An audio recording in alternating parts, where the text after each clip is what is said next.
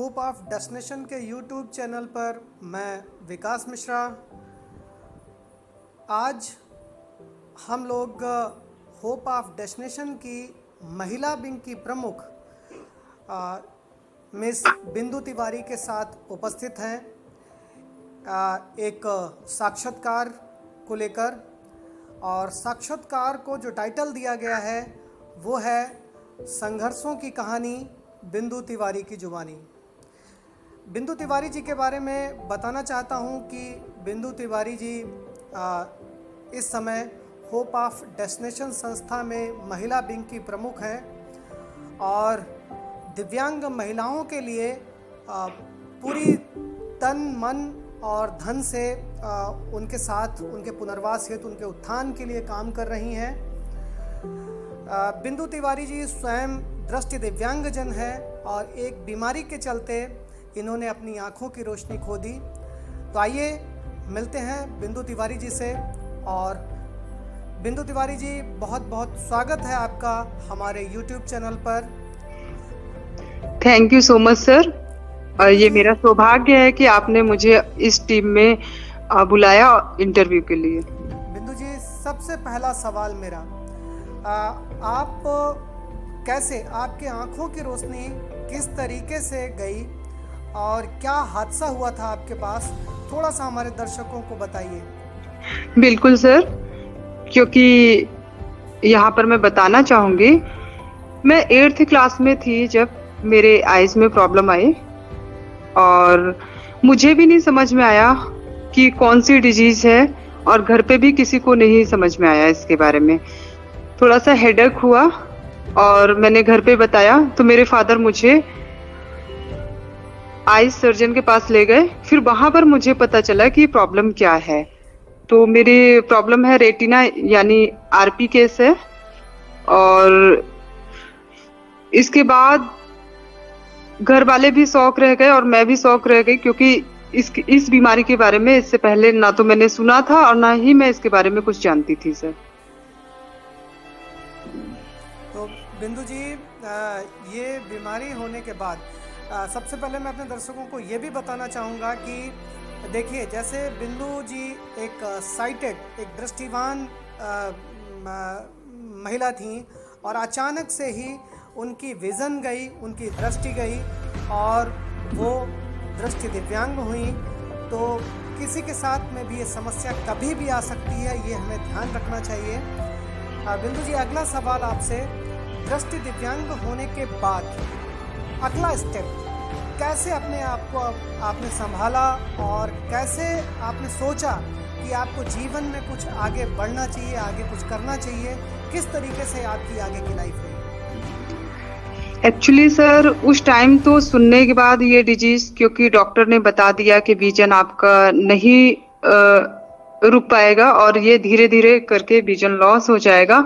और मेरी पढ़ने की चाहत थी और मुझे कुछ लाइफ में बेहतर करना था। तो अब डॉक्टर के अकॉर्डिंग तो मैं कुछ भी नहीं कर सकती थी। उन्होंने मेरे फादर को बताया कि एजुकेशन इसकी स्टॉप कर दी जाए और इसको कोई, अभी इसका इतना विजन है थोड़ा राइट आई में कि आप कोई शॉप खुलवा देंगे तो ये शॉप को संभाल सकती है। और या तो इवन जो चीजें नहीं बोलनी चाहिए उसने वो भी बोला, जो कि हमारी पर्सनल लाइफ की है। उसने कहा कि कहीं आप ऐसा देखकर इसकी मैरिज कर दीजिए, अभी तो आई से पता भी नहीं चलता है देखने में। तो ये चीज मुझे बहुत हर्ट किया। सबसे ज्यादा ये लाइन मुझे हर्ट की कि जहां मेरी चाह है, मुझे सिविल सर्विस में जाना है और एक समाज के लिए कुछ बेहतर करना है, कुछ मेरे अपने सपने थे, और डायरेक्ट डॉक्टर ने 1 मिनट में बोल दिया कि आप अपनी एजुकेशन स्टॉप कर दीजिए। तो मैं मेंटली बहुत डिस्टर्ब हुई और मेरे फादर भी और बहुत डिस्टर्ब हुए। और उनका तो माइंड कुछ भी उस टाइम नहीं, इतने मतलब शॉक हो गए कि वो लग रहा था कि जैसे जमीन पर गिर जाएंगे। तो मुझे उस टाइम, अब ये भगवान की कृपा कह सकते हैं कि मैं पता नहीं कैसे स्ट्रांग हो गई और मैंने कहा कि ऐसी कोई बात नहीं है, क्या यही एक डॉक्टर हैं कि जो बता दिया और मेरा कहीं ट्रीटमेंट हो नहीं सकता है? ऐसा तो है नहीं, हम और किसी के पास जाएंगे, दिखाएंगे।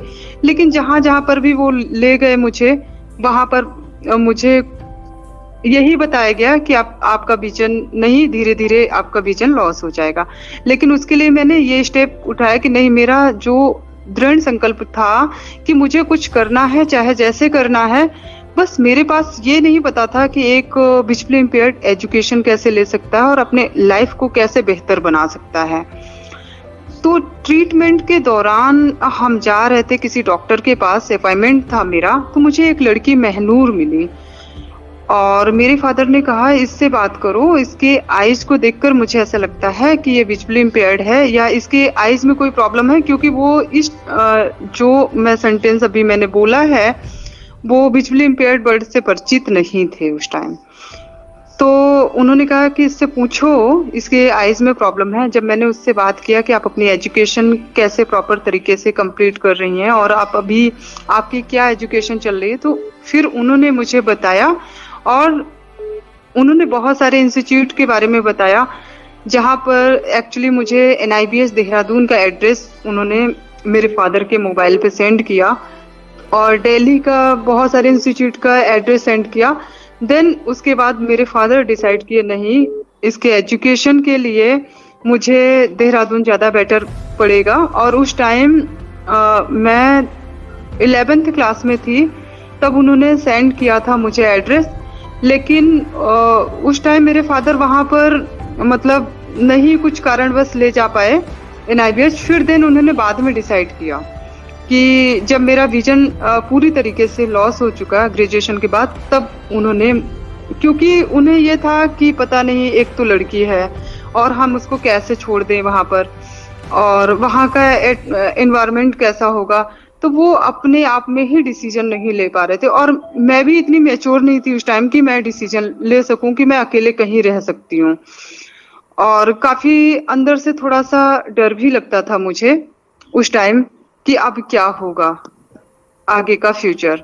हाँ, लेकिन मैं ये चाहती थी कि मुझे ऐसा कोई फरिश्ता जरूर मिल जाए कि मैं कुछ भी कर पाऊं या ना कर पाऊं, मेरी एजुकेशन चले और सोसाइटी के लिए मैं कुछ बेहतर कर सकूं, जो मेरा सपना है। जी। तो उसके बाद बिंदु जी, राष्ट्रीय दृष्टि दिव्यांगजन सशक्तिकरण संस्थान देहरादून में जाकर आपने कौन सा कोर्स किया और किस सन में आपने ये कोर्स किया, और क्या क्या वहाँ पे आपको क्या क्या सुविधाएं मिली और किस तरीके से आपने अपनी लाइफ को आगे बढ़ाया? सर, वहाँ पर मुझे NIBH में जाने के बाद जो मेरे लाइफ में एक परिवर्तन आया वो बहुत ही चमत्कार से कम नहीं था। क्योंकि वहाँ जब मैं गई तो मैं सब लोगों से मिली, अपने जैसे लोगों से, तो मुझे एक खुशी मिली कि मैं ही एक नहीं हूँ। और उससे मेरे फादर काफी सेटिस्फाई हुए कि चलिए मेरी ही बेटी नहीं है। और उन लोगों से मिलने के बाद उनके अंदर एक कॉन्फिडेंस आया कि नहीं, अगर ये लोग कर सकते हैं तो श्योर मेरी बेटी भी कर सकती है कुछ ना कुछ अपने लाइफ में। उसके बाद जब मैं वहां पर गई और मैं एडजस्टमेंट ट्रेनिंग कोर्स में मुझे एनरोल किया गया, और ये ईयर 2012 था। 2012 में मैं वहां पर गई थी और मंथ अगर आपको बताऊं तो मार्च था। तो वहां मैं सबसे ज्यादा मुझे प्रॉब्लम हो रही थी चलना फिरना, एक जगह बैठे रहना, और मैं कुछ भी पढ़ना लिखना मेरा स्टॉप हो गया था प्रॉपर तरीके से। मन में हमेशा एक कुंठा भरी रहती थी, एक डर लगा रहता था कि अब मैं कुछ भी नहीं कर सकती हूँ। वहां जाने के बाद जब मैं मिस्टर विकास मिश्रा सर से मिली, और मतलब जो कि मेरे गुरु हैं, अगर मैं कहीं पर भी अब अगर मैं आज बात भी कर पा रही हूँ और साक्षात्कार दे भी रही हूँ इंटरव्यू, तो आज उन्हीं की देन है कि जो कि मैं इतने अच्छे तरीके से बोल पा रही हूँ। और आगे का फ्यूचर मैंने अपना जो तय किया है, बहुत अच्छा तो नहीं मैं कह सकती हूँ अभी, क्योंकि अभी मैं जॉब नहीं कर पा रही हूँ, और मैंने जो एजुकेशन लिया वो उसके बारे में मैं बताऊंगी। तो वहां पर सबसे बड़ी बात एक विजुअली इम्पेयर्ड की लाइफ में ये आती है कि वो स्टॉप हो जाता है, एक कमरे में ही बंद रहता है, उसका चलना फिरना सब स्टॉप हो जाता है। इसके लिए जरूरी है कि मोबिलिटी और ओरिएंटेशन, जब तक आप मूव नहीं कर पाएंगे आप कुछ कर ही नहीं सकते। एजुकेशन तो दूर की बात रही। अब जब आप चलना फिरना जानेंगे अच्छी तरीके से, तभी आप अपनी एजुकेशन की तरफ जा सकते हैं और अपनी एजुकेशन स्टार्ट कर सकते हैं। तो वहाँ पर मैंने बहुत सारे चीज़ों को सीखा। एक तो जो कि मेरी लाइफ में सबसे बड़ा परिवर्तन लाया, ओरिएंटेशन एंड मोबिलिटी। वहाँ पर क्योंकि मैं इससे पहले साइटेड थी, मैं बहुत सारे काम को करती थी, डेली रूटीन के काम मैं अपने आप करती थी। मुझे किचन के कामों में भी काफ़ी इंटरेस्ट था। वहाँ मैंने होम मैनेजमेंट का भी कोर्स उसी के दौरान सिखाया जाता था, एक पीरियड हुआ करता था, वो भी सीखा। मैंने कंप्यूटर टाइपिंग का भी बेसिक कोर्स जो सिखाया जाता था उसको। सबसे बड़ा एजुकेशन के लिए जो इम्पोर्टेंट था कि मेरी एजुकेशन भी स्टॉप हुई, वहाँ पर मैंने ब्रेल सीखा। मुझे तो उस टाइम ब्रेल के बारे में भी नहीं पता था कि ब्रेल क्या चीज होती है। ब्रेल के द्वारा भी लोग पढ़ लिख सकते हैं, ये एक स्क्रिप्ट है, इसके बारे में मुझे कुछ भी नहीं पता था इससे पहले। तो इस तरीके से मैंने लाइफ वहां पर जाने के बाद जो शुरू किया, ये भगवान की बहुत बड़ी कृपा दृष्टि है। सबसे ज्यादा मैं यहाँ पर धन्यवाद तो मैं सर का नहीं कर सकती हूँ, क्योंकि मेरे पास वर्ड्स नहीं है किस वर्ड्स में मैं कि जो कि उन्होंने मुझे इतना तैयार किया कि आज मैं सबके सामने एक कॉन्फिडेंस के साथ बोल सकती हूँ, अपनी बातों को कह सकती हूँ। फिर से मेरे अंदर जो हौसला आया है वो मिस्टर विकास मिश्रा सर के ही द्वारा आया है। बिंदु जी, ये रहा आपका राष्ट्रीय दृष्टि दिव्यांग जन सशक्तिकरण संस्थान का सफ़र। इसके बाद मुझे लगता है एडजस्टमेंट का कोर्स आपका 3 मंथ्स का कोर्स वहाँ पे रहा। उसके बाद वहाँ से NIVH से आने के बाद फिर आपने अपने सफ़र को कैसे आगे बढ़ाया, कैसे आपने अपनी एजुकेशन को आगे बढ़ाया, और किस तरीके से आपने अलग तरीके के कोर्स या कौन से कोर्स करने का निश्चय किया जिससे कि आप अपनी लाइफ में कुछ कर पाएँ? एक्चुअली सर मैं यहाँ पर बताना चाहूंगी, वहाँ का जब 3 मंथ का कोर्स मेरा कंप्लीट हुआ, देन मैं घर पे आ गई और वहाँ पर मुझे पता चला था कि डॉक्टर शकुंतला मिश्रा राष्ट्रीय पुनर्वास विश्वविद्यालय लखनऊ का बीएड के लिए फॉर्म आया हुआ है और इसको फिल कर दिया जाए। तो मैंने वहीं से फिलअप कर दिया था NIVH से ही, और वहाँ पर NIVH में भी फॉर्म आए थे बीएड के, उसको भी मैंने अप्लाई कर दिया था। क्योंकि मैं तो सिविल सर्विस में जाना चाहती थी, लेकिन मेरे फादर का जो पहले से एक सपना था कि मैं टीचर बनूं, और कहा भी जाता है कि टीचर पूरे समाज को शिक्षित करता है, तो एक उनके मन में ये था कि मैं इस लाइन में जाऊं तो ज़्यादा अच्छा है। जब मैं विजुअली इम्पेयर्ड हुई तो मुझे लगा कि मेरे फादर को ये लगेगा कि काश मेरी बेटी ब्लाइंड नहीं हुई होती या इसका साइट नहीं जाती, तो हो सकता था कि ये बीएड करती और टीचर बनती, या सिविल सर्विस में, या मैं अपनी इच्छा जो मेरी इच्छा थी मैं उसको करती। तो सबसे पहले मैंने डिसाइड किया वहाँ से आने के बाद कि नहीं, मुझे बीएड में ही एडमिशन लेना है, क्योंकि पहली इच्छा मैं अपने पेरेंट्स की पूरी करूँगी, देन इसके बाद मैं अपनी इच्छा को पूरी करूँगी। तो मैंने वहाँ का मेरिट लिस्ट में मेरा डॉक्टर शकुंतला मिश्रा राष्ट्रीय पुनर्वास विश्वविद्यालय में आ गया, और उसके बाद मैंने बीएड में एडमिशन लिया। देन मैंने बीएड किया, उसके बाद मैंने एमएड इन स्पेशल एजुकेशन BI से किया, डॉक्टर शकुंतला मिश्रा राष्ट्रीय पुनर्वास विश्वविद्यालय लखनऊ से ही।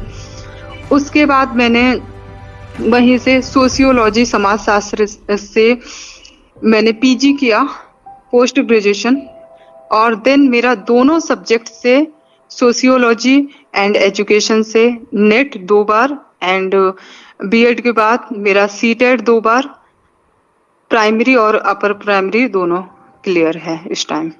और आगे मेरी यही इच्छा शक्ति है कि मैं इससे भी ज़्यादा कुछ बेहतर करूं, और ख़ास तौर से विजुअली इम्पेयर्ड फीमेल के लिए कुछ अच्छा कर पाऊं। तो मेरा जो लाइफ है वो काफ़ी, मैं अपने आप को कृतज्ञ यहाँ पर मानूंगी अगर कुछ भी ऐसा कर पाई।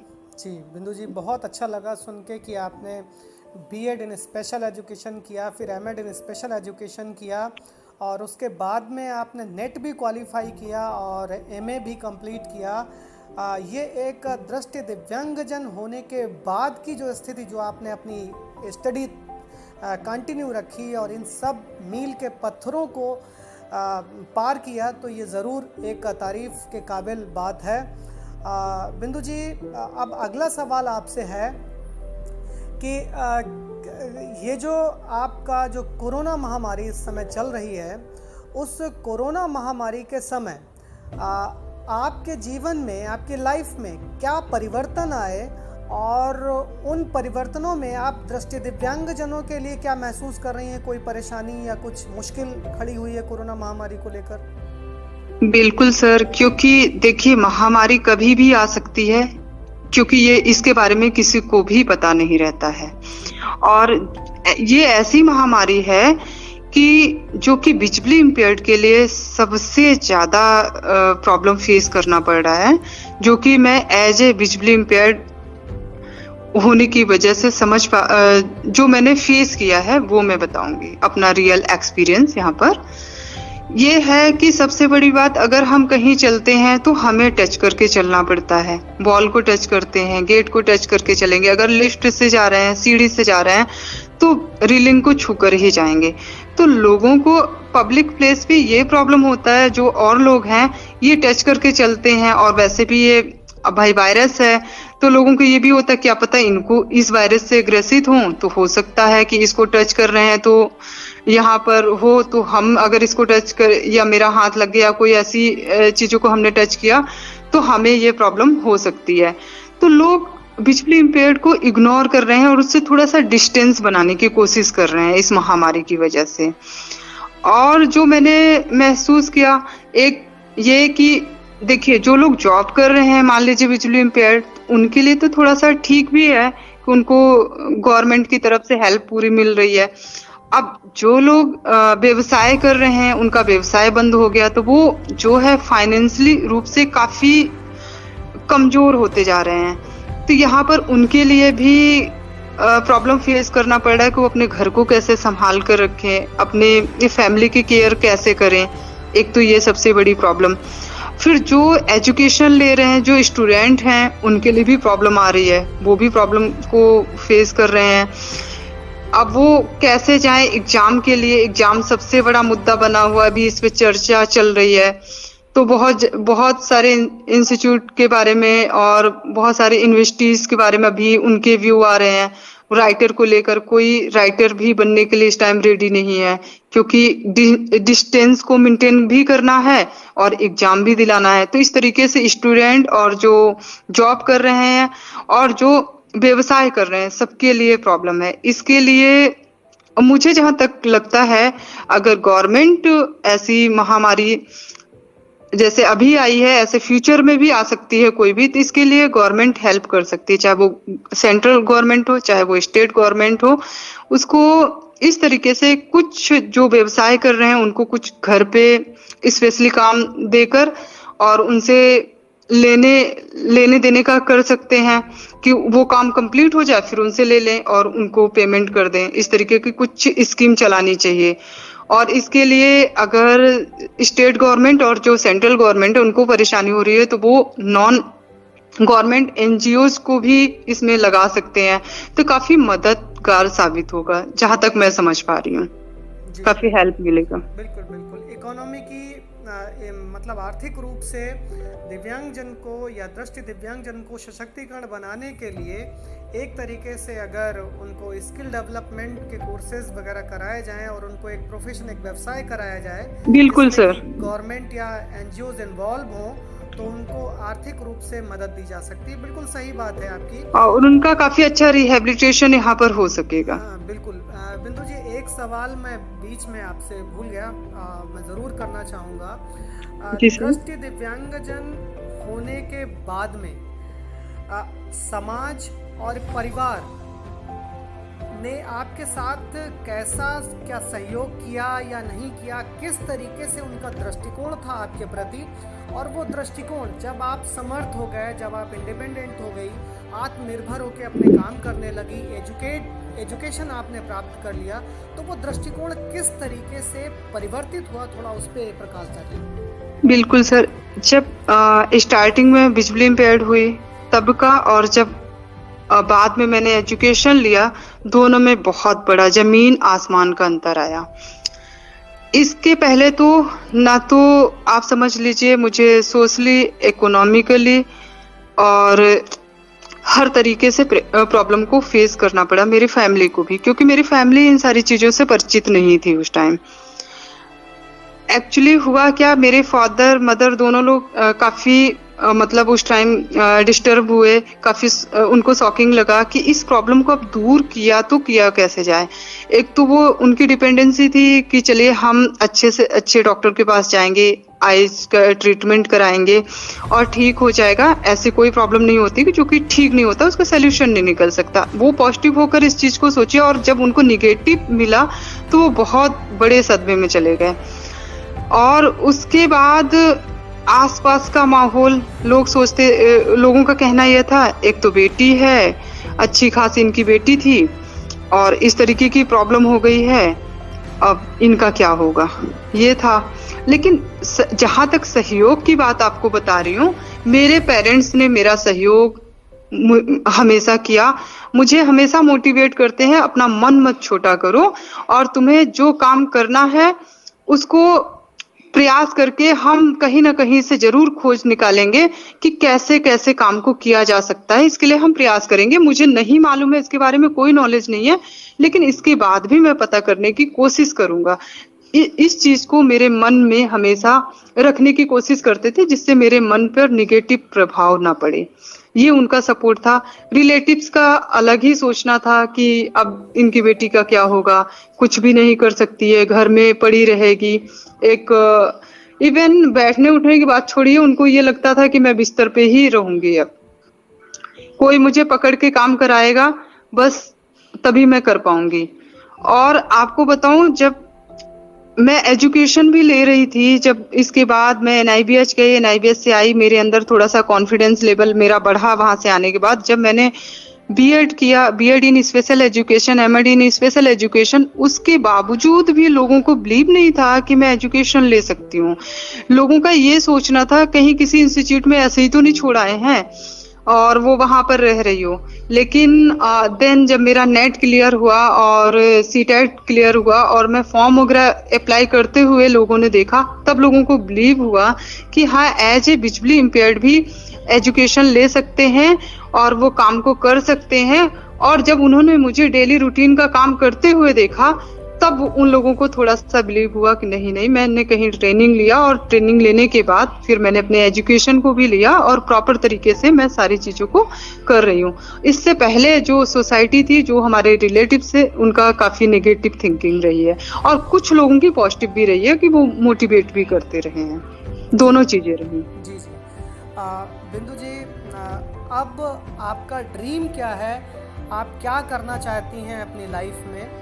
थोड़ा सा हमारे दर्शकों को बताएं। जी सर, मैं इस टाइम अब एज ए टीचर बनकर मैं लोगों को एक बेहतर एजुकेशन देना चाहती हूँ, जिससे समाज आगे बढ़ सके और लोगों की मैं हेल्प करना चाहती हूँ कि जिससे सोसाइटी में एक सकारात्मक सोच, पॉजिटिव थिंकिंग डेवलप हो विजुअली इम्पेयर्ड लोगों के प्रति। जो एक निगेटिव थिंकिंग है लोगों के अंदर बन गई है कि लोग कुछ कर ही नहीं सकते हैं और इनका जीवन सिर्फ व्यर्थ है, इस चीज को मैं नकारात्मक थिंकिंग को दूर करने का प्रयास करूंगी। और टीचर बनने पे, क्योंकि जो स्टूडेंट होंगे वो सोसाइटी के लिए, राष्ट्र के लिए, उसके लिए सबसे अच्छे पहलुओं, और जब देश और हमारा राष्ट्र विकास की ओर बढ़ता है तो सब कुछ संभव होता है, तो वो स्टूडेंट के माध्यम से ज्यादा बेटर हो सकता है। बिल्कुल बिंदु जी, बड़ी अच्छी सोच है आपकी और हम सभी दुआ करते हैं कि ईश्वर आपको इस सोच पर आगे बढ़ाए और जल्दी से जल्दी आप अपने उद्देश्य को पूर्ण करें।